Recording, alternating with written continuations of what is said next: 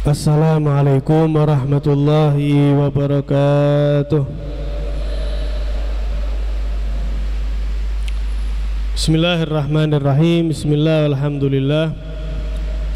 Wassalatu wassalam ala rasulillah Sayyidina wa maulana Muhammad bin Abdillah wa ala alihi wa sahbihi wa man tabi'a sunnatahu waqtada bihudah. Subhanaka la ilma lana illa ma 'allamtana innaka antal alimul hakim wa tub 'alaina innaka antat tawwabur rahim. Para hadirin hadirat, wabil khusus sesepuh bini sepuh yang saya muliakan, saya hormati. Alhamdulillah, di malam hari yang insyaallah penuh dengan cucuran rahmat dari Allah, yang disertai dengan turunnya hujan yang insya Allah menjadi hujan rahmat, amin ya rabbal alamin. Alhamdulillah, kita masih sakit istiqomah untuk pergi ke masjid Allah. Alhamdulillah, setelah sholat maghrib berjamaah, kula njenengan niat i'tikaf sambil niat mencari ilmu daripada Nabi besar Muhammad sallallahu alaihi wasallam. Melanjutkan dari yang kemarin, masih di dalam pembahasan yakin, penutup daripada pembahasan yakin, Al-Habib Abdullah bin Alwi Al-Haddad beliau dawuh, wa ahlul imani fil yakin ala salasi darajat. Ahlul iman di dalam tingkat keyakinan, kemantapan hati mereka niku terbagi salah sadarajat, terbagi di 3 level, 3 tingkatan. Al-ula, level yang paling bawah, wahiyya darajatu ashabil yamin, niki derajatipun ashabul yamin. Tingkat keyakinan mereka niku at-tasdiqul jazim ma'a imkani tasyakkuk wal tazalzul law jaa ma yaqtadihi wa yu'abbaru anha bil iman. Dan niki level paling bawah niku adalah at-tasdiq al-jazim, adanya kemantapan yang mantap, keimanan yang baik. Tapi keimanan niki masih bisa untuk disusupi keraguan-raguan, masih sakit digoncang ketika datang sesuatu yang berusaha menggoyahkan keimanan tersebut. Lah, keyakinan niki disebut dengan iman, disebut dengan keimanan. Mantap, hati dinyatakan beriman, beriman kali Gusti Allah, beriman kali Kanjeng Nabi. Tapi ketika dihantam, naudzubillah min dzalik, dihantam musibah yang cukup besar, hati niku sempat bergoyah. Minimal niku kok seolah-olah hati mempertanyakan, loh, masa kok seperti ini? Loh, Gusti Allah kok menguji saya seperti ini? Lah, niku berarti kan apa? Mulai goyah nih, bisa untuk digoncangkan. Nah niki iman, namun masih bisa untuk digoncangkan. Derajat level paling rendah niki ashabul yamin. Ad-darajah ats-tsaniyah, derajat level yang atas, di atas daripada derajat ashabul yamin adalah darajatul muqarrabin, derajatnya para kaum muqarrabin, yaitu dengan istilah ul imani alal qalb. Ketika hati niki hadirin hadirat penuh dengan keimanan, pun boten saged digoncangkan sedikit pun. Istilah ul iman wa sabatuhu fi hatta la yajuzu fihi an-naqid. Hati yang sangat penuh dengan keimanan kepada Gusti Allah, sehingga tidak mungkin adanya gangguan yang meragukan, sehingga mereka niki adalah derajat para aulia, seolah-olah yasirul ghaib ka'annahu syahadah. Perkara yang gaib niku bagi mereka para aulia, para kaum solihin, seolah-olah telah menjadi nyata. Seperti yang pertemuan sebelumnya nggih, Sayyidina Ali Zainal Abidin, beliau ngaji dalam sholatnya kebetulan membaca tentang panasnya api neraka. Lu rumah beliau niku kebakaran boten kerasa. Saking beliau niku perkara yang gaib sudah terasa seperti nyata. Niku derajat al-muqarrabin. Derajat yang paling tinggi yaitu derajatnya para anbiya. Dan niki pun mentok niki derajatnya para nabi. Wa kummal warasatihim minas siddiqin, dan para pewaris nabi yang paling sempurna daripada rajanya raja para wali, yaitu ketika perkara yang gaib bukan lagi seperti perkara yang nampak, namun perkara yang gaib sudah menjadi perkara yang nampak bagi mereka.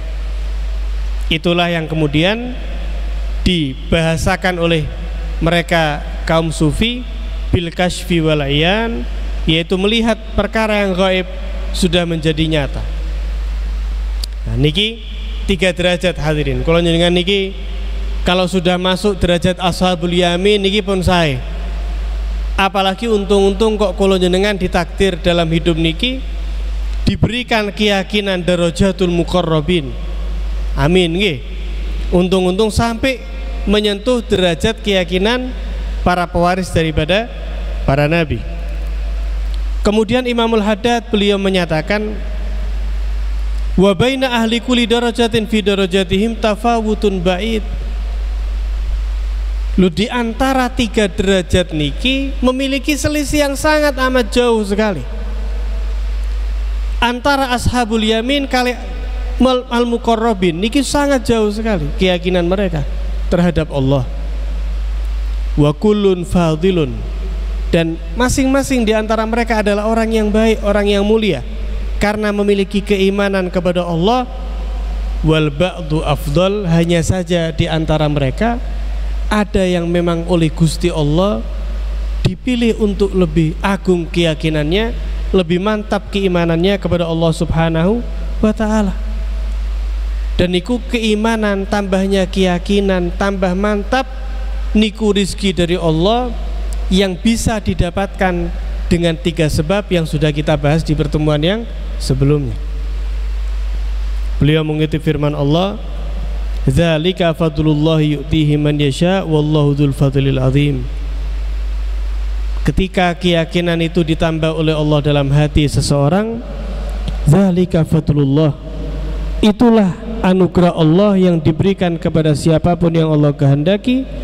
Wallahu dzul fadlil azim, dan Allah adalah pemilik keagungan yang sangat amat mulia sekali. Nah, pun hadirin yang dimuliakan Allah, kita sudah selesai membahas tentang keyakinan, bagaimana memperbaiki iman di dalam hati. Berikutnya masuk dalam pembahasan yang baru, faslun. Al-Imam Abdullah bin Alwi Al-Haddad berikutnya beliau ingin menyampaikan kepada kita tentang pentingnya memperbaiki niat.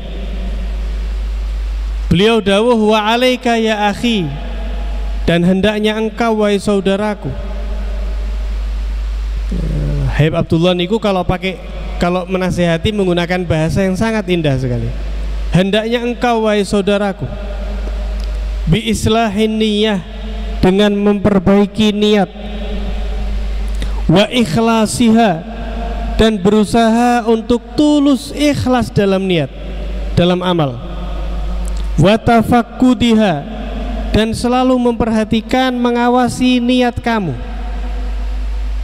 wa tafakkuri fiha qabla dukhuli fil amal, dan memikirkan niat yang akan engkau sematkan sebelum engkau melakukan sebuah amal. Fa innaha asasul amal, karena niat adalah inti Niat adalah pokok daripada sebuah amal.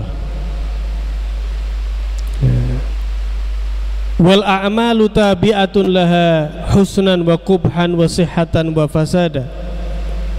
Amal-amal kita ini ngikut di dalam niat kita. Apakah kemudian amal kita niki menjadi baik atau justru sebaliknya? Apakah amal kita ini menjadi sah atau justru menjadi rusak?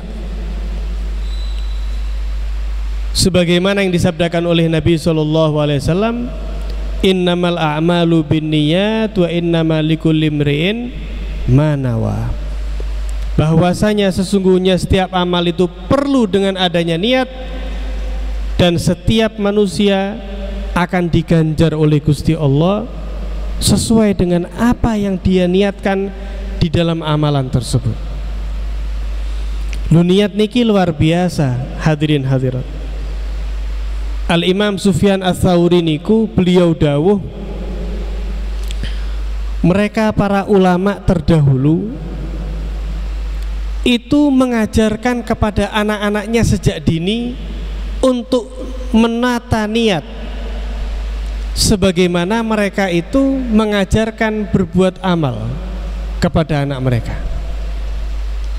Lu mereka niku ketika mengajarkan, misalnya mengajarkan untuk bersedekah, niku bukan hanya bagaimana teori pemberi itu saja, mboten, tapi betul-betul menata niat amal sedekah itu seperti apa. Karena amal niki dikatakan niat niku ruhnya amal. An-niyatu ruhul amal.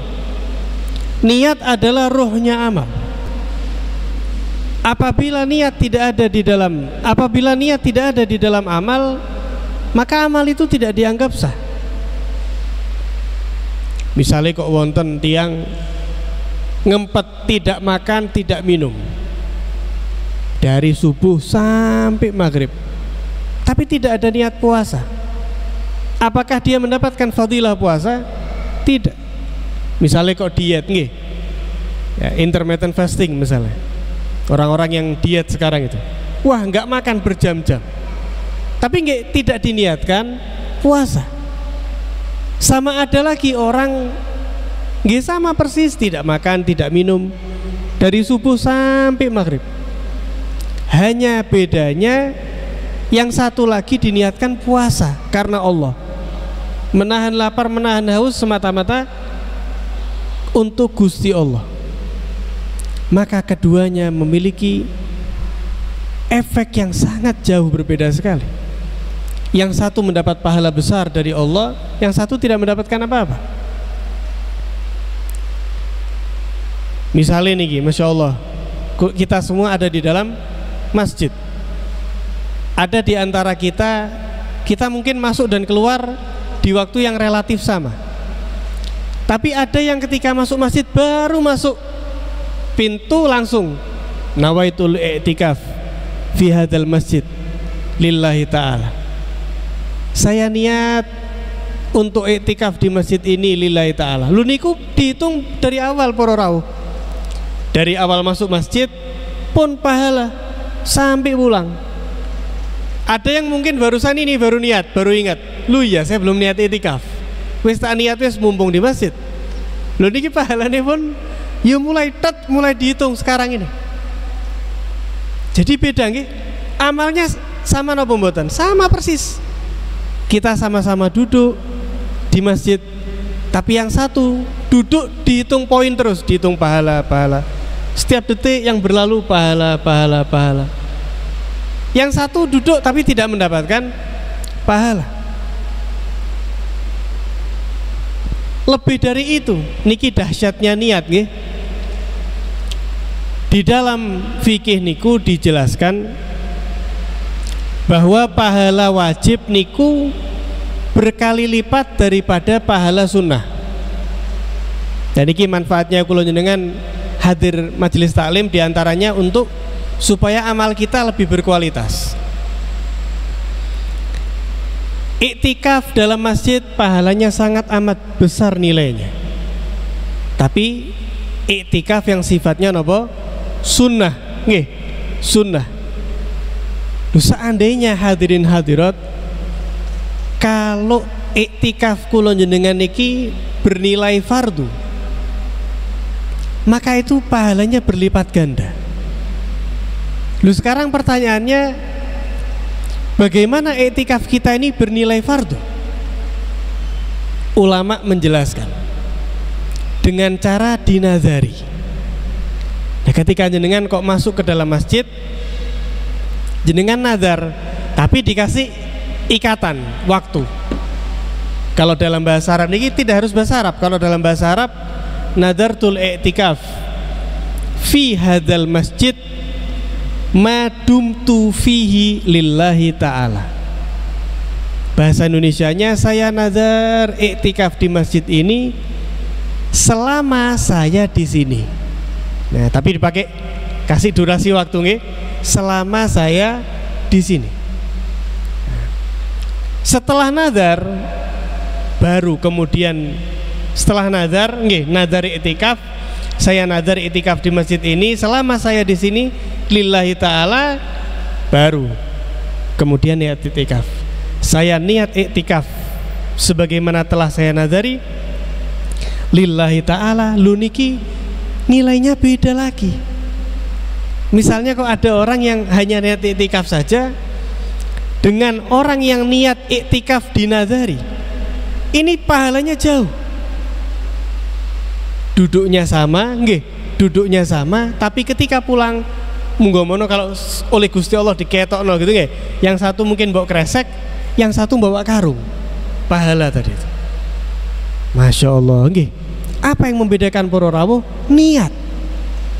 Niat yang membedakan itu semuanya. Ada yang di sini niat untuk iktikaf saja misalnya.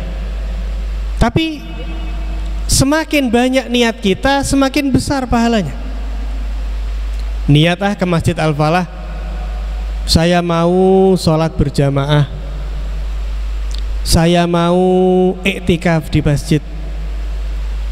Pas ada pengajian rutin, saya mau niat mencari ilmu, saya ingin menambah ilmu saya supaya saya tambah dekat kali Gusti Allah, supaya ibadah saya semakin bagus. Saya niat supaya dapat ilmu, nanti ketika saya pulang saya sampaikan kepada anak istri saya sampaikan kepada teman saya. Saya niat mau ke Masjid Al-Falah supaya saya ketemu dengan teman-teman saya yang soleh ini, ya, supaya saya ketemu dengan teman-teman saya untuk mempererat tali silaturahmi. Lu niku pahalanya double-double. Semakin banyak jenengan niku niat, pahala yang Allah tulis akan semakin banyak, semakin banyak, semakin banyak. Al-a'malu tabi'atun laha husnan wa qubhan. Amal akan mengikuti niat, tergantung niat. Amal bisa menjadi baik, pun amal bisa menjadi jelek. Loh, kalau tadi mau pergi ke masjid banyak nggih, niatnya Masya Allah kata. Ada lagi para rawuh mau ke masjid, kenapa? Sandalnya api-api misalnya. Waduh niki Jumatan pas rame niki, sandalnya merek-merek bagus-bagus ini biasanya Al-Falah. Wis tak ke masjid wis niatnya apa? Mau nyolong sandal. Amalnya bagus ke masjid, tapi niat nyolong sandal, langsung justru jadi maksiat. Yang kelihatannya bagus justru jadi maksiat. Mau ke masjid, naudzubillah min dzalik, misalnya mau nyolong, lah niki justru menjadi maksiat karena niat yang jelek. Wasihatan wa fasadan, dan mempengaruhi keabsahan atau tidak. Sholat rokaatnya sama, maghrib 3 rokaat, tapi yang satu pakai niat, yang satu mboten, maka yang satu sah, yang satu tidak sah. Seperti senam saja nggih, hanya gerak-gerak saja tapi tidak terhitung pahala sholat.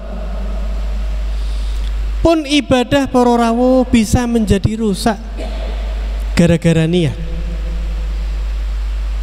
Nek Sayyidina Ibrahim bin Adham niku sampai pernah menyatakan, janganlah kamu itu sekali-kali tanya kepada temanmu apakah dia puasa sunnah atau tidak. Karena kalau kamu tanya apakah kamu puasa, kok ternyata betul lagi berpuasa, nggih saya berpuasa niki alhamdulillah, dikhawatirkan dia senang, lu alhamdulillah niki teman saya tahu sekarang akhirnya kalau saya itu puasa Senin Kamis, tahu kalau saya ini orang soleh, nggih minas solehin, saya ini puasa loh, hati-hati. Lah akhirnya apa yang timbul? Riya, nggih aslinya nggak riya, gara-gara tanya akhirnya timbul riya. Atau kalau seandainya kok tidak berpuasa, apakah kamu puasa niki hari Senin atau hari Kamis, jenengan puasa? Boten puasa. Loh, ketika dia tidak puasa akhirnya sedih, aduh coba pas saya puasa kan enak ditanyain jawab tegas ya, gagah, iya saya puasa, orang soleh niki.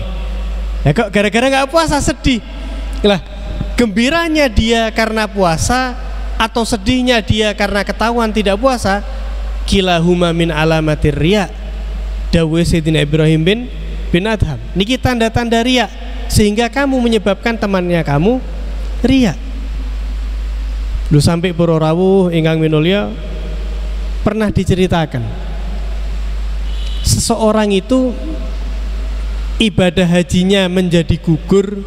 Lu niki pun berangkat naik pesawat pun mengeluarkan uang banyak sekali, niku gugur gara-gara cangkir. Lu gimana? Pernah diceritakan, Masya Allah niki baru pulang haji, disambangi Masya Allah banyak tamunya, tambah banyak. Lah kok suruh siapkan lagi cangkir buat air zam-zam, lah kok cangkirnya habis, boten cekap.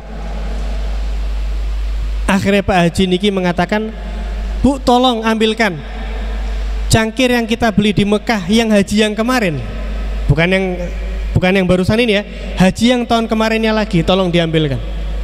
Lu niku gara-gara menyebutkan ambilkan cangkir yang kita beli haji yang tahun kemarinnya lagi, supaya orang-orang niki tahu, lu Masya Allah ini bukan haji yang pertama, sebelumnya pun pernah haji. Lu gara-gara niku para rawuh, cuman gara-gara urusan cangkir dikatakan haji yang tahun lalunya itu hangus karena semata-mata riya, dipamerkan kepada orang lain, wal iyadu billah min dzalik. Nah, fa'alaika, maka hendaknya kamu, dawuh Imamul Haddad, kamu jangan membicarakan ucapan atau berbuat amalan atau ingin sesuatu kecuali engkau niati untuk mendekatkan diri kepada Allah Subhanahu wa ta'ala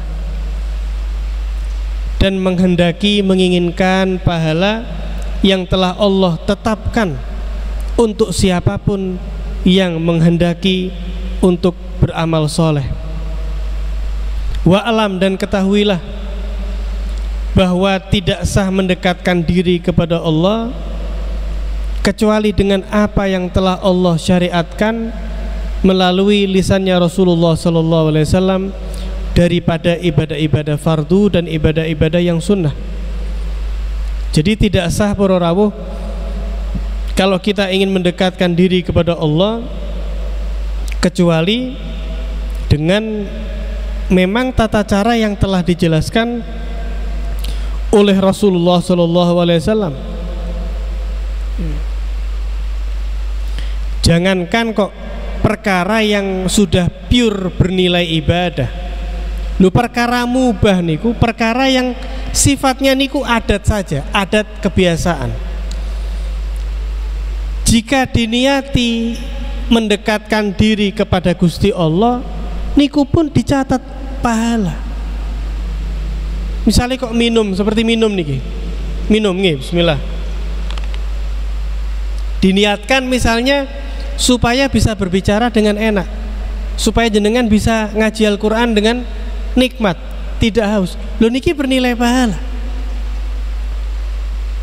Pergi ke warung misalnya makan nasi pecel, diniati, Gusti Allah, saya makan ini nasi pecel semata-mata supaya kuat mencari nafkah untuk anak istri saya. Lu niki jenengan makan dihitung pahala. Sebagaimana dikatakan lil wasaili hukmul maqasid. Wasilah itu makan diniati dengan niat yang baik, maka akan bernilai pahala. Kaman yanwi bi aklihi tagawi ala taatillah. Bahkan ngapunten, maaf, beliau sampai mengatakan wa bi ityanihi ahli at-tasabbub fi husuli waladin ya'budullah.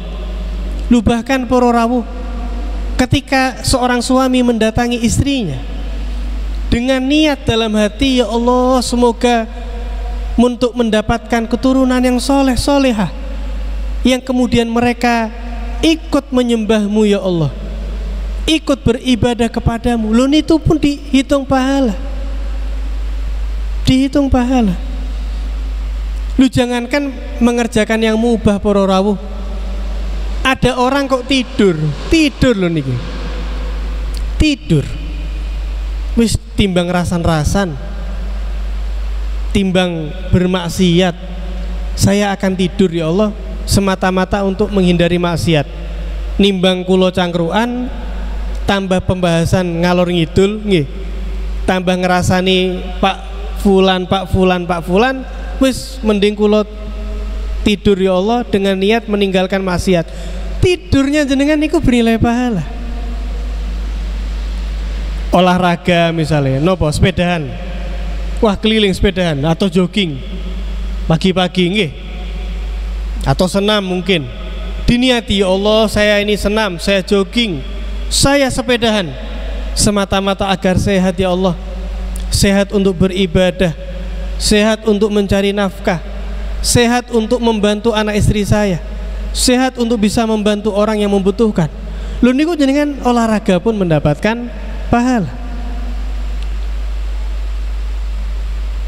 Jalan-jalan, pergi ke pantai, pergi ke gunung, pergi ke air terjun, bertafakur dengan kebesaran Allah, itu pun bernilai pahala.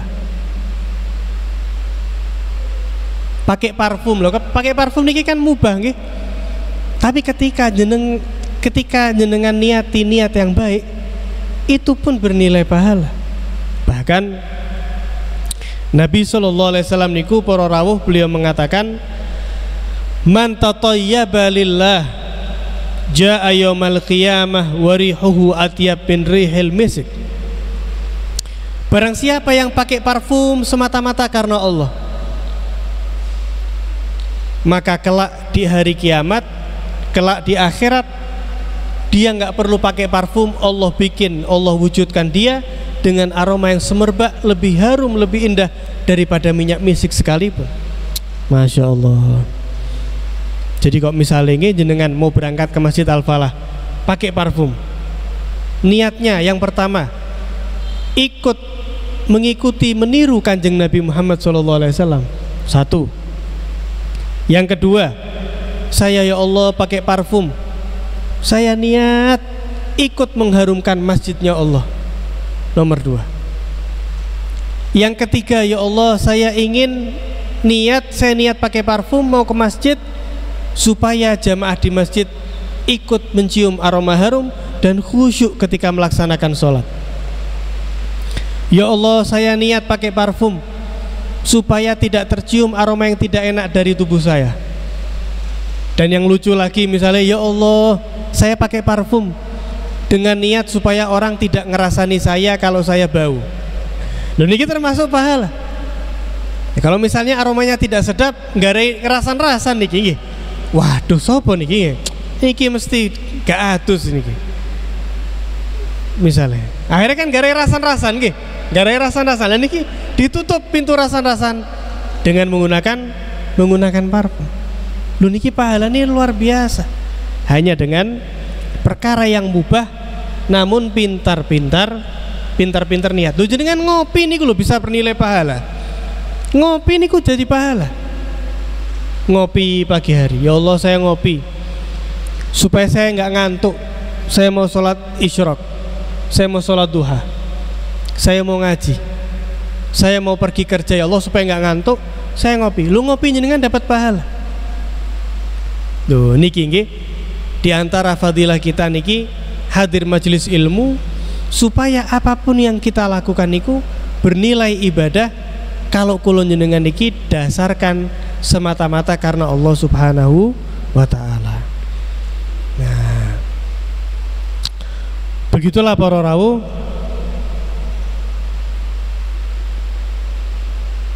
hal yang mubah pun bisa bernilai pahala. Bahkan ada kalanya hal yang sulit untuk dilakukan, jika diniati itu akan dihitung pahala. Misalnya ini pengen berangkat haji, pengen berangkat umroh, niat, ya Allah, kok misalnya kok jenengan berikan kepada saya harta yang cukup berangkat haji atau umroh, saya akan berangkat. Lu niku kalau niatnya jenengan tulus, kok misalnya mboten berangkat, mugi-mugi berangkat semua nggih, amin ya rabbal alamin. Misalnya kok belum ditakdir berangkat, niku pun dicatat pahala. Diceritakan ada seorang Bani Israel pada musim paceklik para rawuh, gandum sangat langka, sulit untuk makan. Salah seorang fakir di antara mereka jalan melihat padang pasir niku dengan berhayal, dengan niat yang tulus. Dia menyatakan, ya Allah, seandainya saya punya gandum segunung pasir ini, semua akan saya sedekahkan untuk daerah kampung saya supaya tidak ada yang kelaparan. Maka Masya Allah, dengan ketulusan niat nih, ketulusan niat niku, seandainya kok betul-betul punya gandum sebanyak gundukan pasir niku, maka pasti akan disedekahkan. Gusti Allah melihat tulus niki, ikhlas niki, kalau punya pasti akan diberikan. Maka Allah Ta'ala menyatakan kepada Nabi pada zaman tersebut, sampaikan kepada umatku si fulan bahwa sedekahnya gundukan pasir biji gandum sudah diterima oleh Allah Subhanahu wa Ta'ala.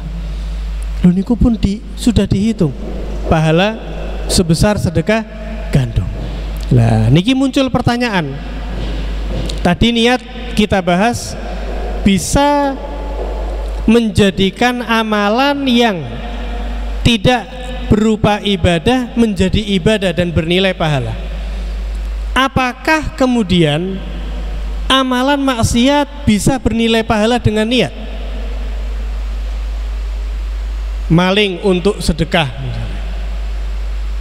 pergi ke diskotik, niat berdakwah, joget-joget untuk dakwah, apakah bisa bernilai pahala? Tunggu di pertemuan yang akan datang, insyaallah kita akan bahas. Wallahu a'lam bishawab. Subhanakallahumma bihamdika asyhadu an la ilaha illa anta astaghfiruka wa atubu ilaik. Assalamualaikum warahmatullahi wabarakatuh.